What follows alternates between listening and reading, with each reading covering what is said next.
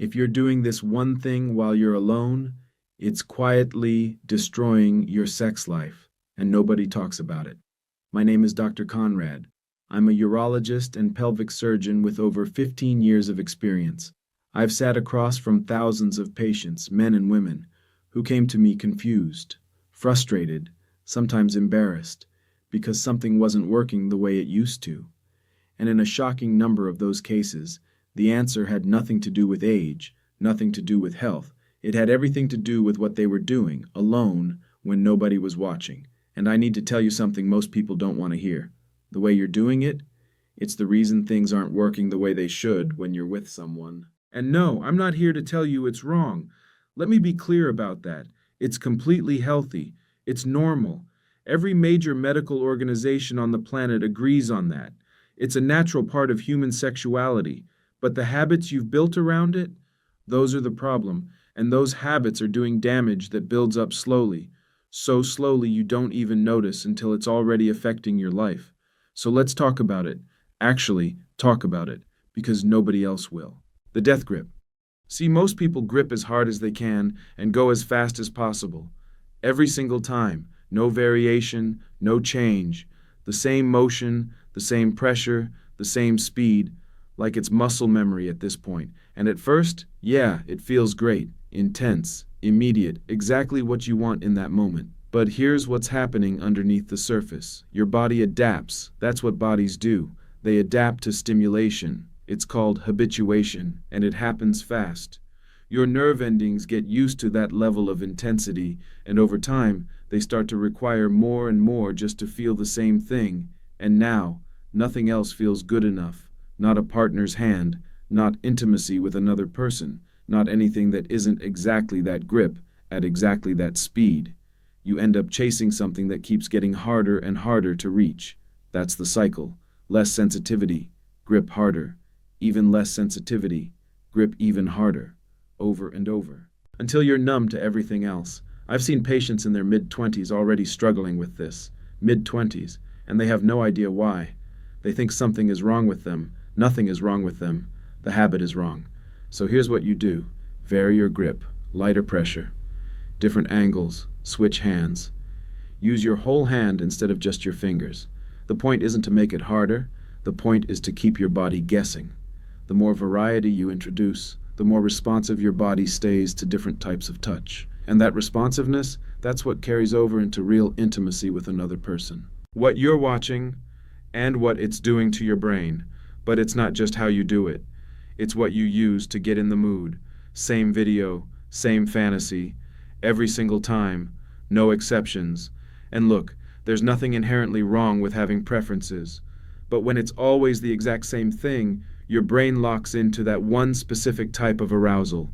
It becomes a narrow tunnel. And everything outside that tunnel starts to feel flat. When you're with a real person, it doesn't compare. It never will.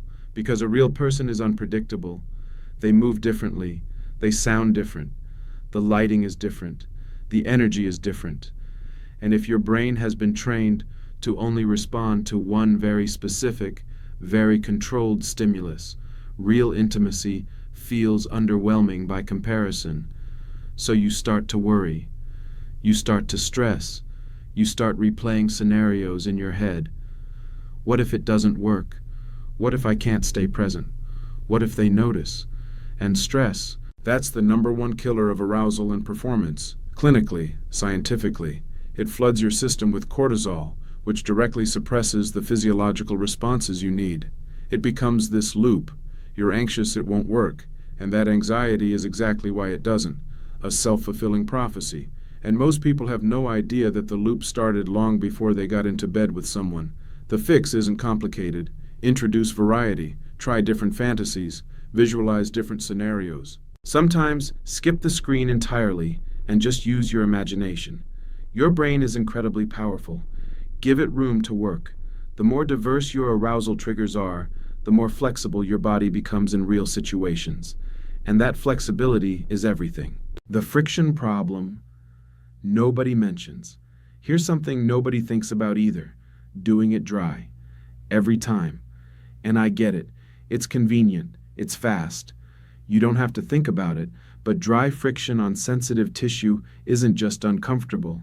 It's doing damage you can't even feel yet. Microabrasions, gradual wear on nerve endings, a slow, quiet reduction in sensitivity that builds up over months and years. And by the time it matters most, when you're with someone, when you actually want to feel everything, it's already gone, or at least it's already diminished. Lubrication isn't just about comfort, it's actually important for your long-term health down there. It reduces friction, it protects sensitive skin, it keeps your nerve endings functioning the way they're supposed to. Water-based lubricants are the safest all-around option. They're compatible with basically everything and easy to clean up. Silicone-based options last longer and feel smoother, but they can break down certain materials, so keep that in mind. Natural oils like coconut oil work well too. They're moisturizing and gentle on skin. But here's what to skip: Vaseline, lotion, hand soap. These might seem like easy alternatives, but they contain chemicals and additives that irritate sensitive skin, disrupt your body's natural environment, and can actually make the sensitivity problem worse over time. If you don't have anything else on hand, coconut oil is your best bet.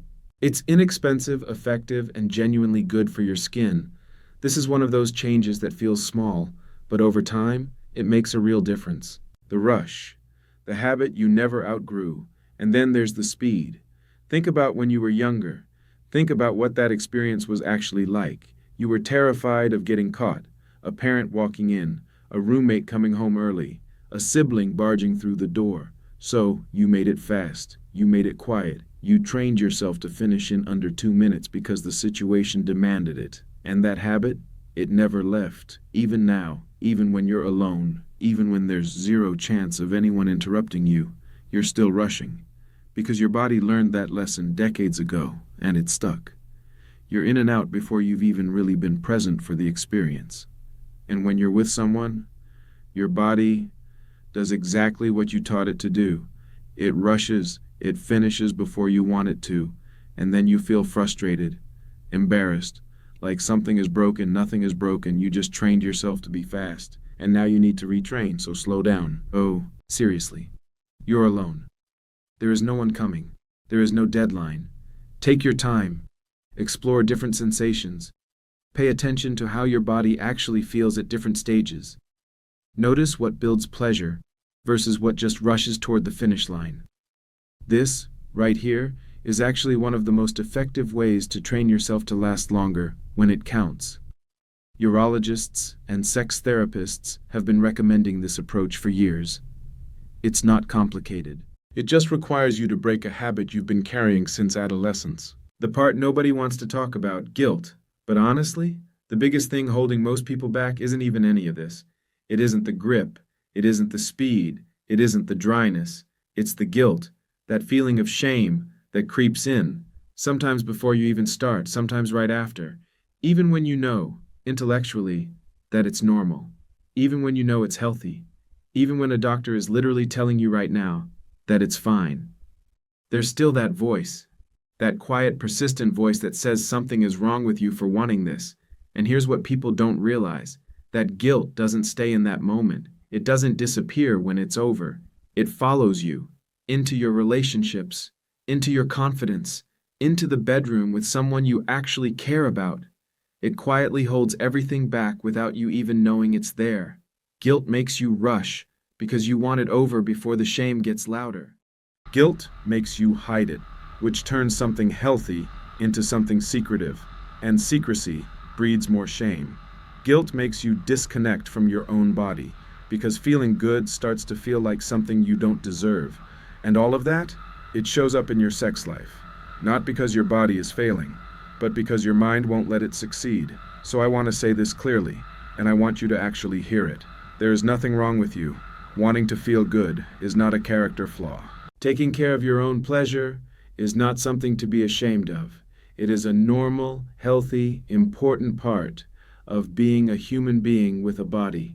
And the guilt you've been carrying, you can put it down.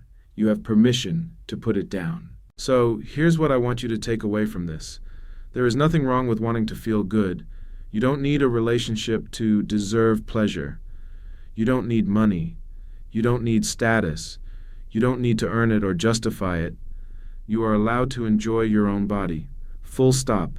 But if the way you've been doing it, the grip, the speed, the routine, the guilt, is getting in the way of your sex life, now you know why. And now you know how to change it. It's not about doing less. It's about doing it smarter, with more awareness, more variety, more patience, and less shame. Small changes, consistent changes. That's all it takes. Take care of yourself, genuinely. Not just in that moment, but for your future self too, because you deserve to feel good in every way that matters. You're worth it.